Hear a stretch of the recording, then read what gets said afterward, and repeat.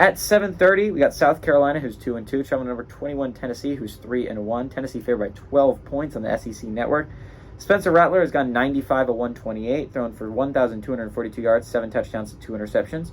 Mario Anderson has had 34 carries for 129 yards and a touchdown, and Xavier Leggett has had 27 catches for 556 yards and 3 touchdowns. Joe Milton III has gone 80 of 128, thrown for 925 yards, 8 touchdowns, 1 interception.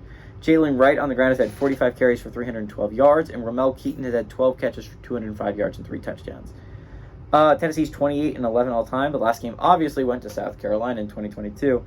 4 of the last 7, actually, have gone to South Carolina. Not something you'd think you'd say, but weirdly enough, South Carolina has been beating them pretty consistently lately.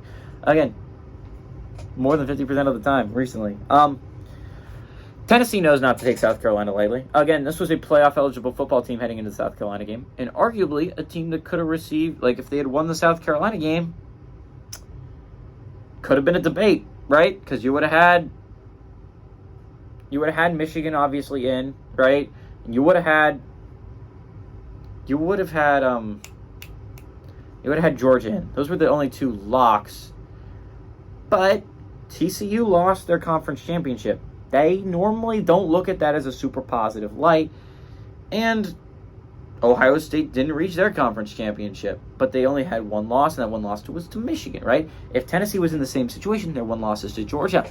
I legitimately believe, I'm sorry, TCU fans, you guys get left out. And I don't think it's fair, because obviously TCU was one of the 4 best teams in the nation. They beat Michigan, for God's sakes, and made it to the national championship game.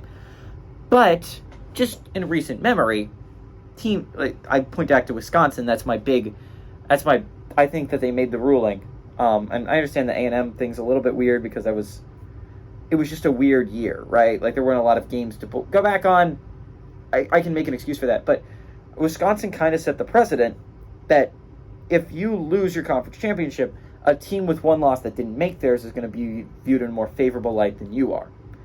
I'm not saying that's fair, but that's the ruling they made with Wisconsin when they put Alabama in instead of Wisconsin. They would have made the same ruling likely with TCU, and they likely would have put Tennessee in, and it would have been an SEC Big Ten playoff. Not saying it's fair. I'm just saying that's what likely would have happened.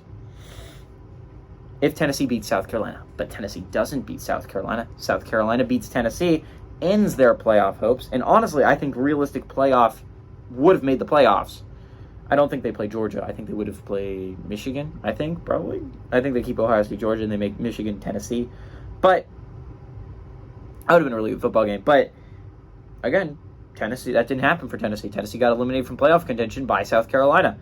South Carolina got them in a week where a lot of teams came close to losing that didn't expect to lose. Ohio State came close against Maryland. Michigan came close against Illinois. And Georgia came close against Kentucky. TCU came close against Baylor. Tennessee got nipped. Tennessee got nipped by South Carolina.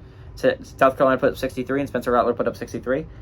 I wouldn't be surprised if something similar happens here, right? I think South Carolina is 2-2, and they played against UNC at Georgia. Their 2 losses, and honestly, Spencer Rattler carried him on his back to even keep it close in those games, and he did legitimately keep it close in both those football games. Spencer Rattler's playing some tremendous football right now, and it's overshadowed by the fact that the Gamecocks are 2-2, but Spencer Rattler's playing some really great football. He carried them on their back to the win over Mississippi State last week. I think Spencer Rattler continues carrying them on their back. I'm not the biggest fan of Tennessee. I still think Tennessee is a very weak program. I think Florida exposed some of their serious flaws. Joe Milton has a cannon of an arm, can't hit anyone over the middle, and he can't see the wide open guys over the middle, which I could see in the stands.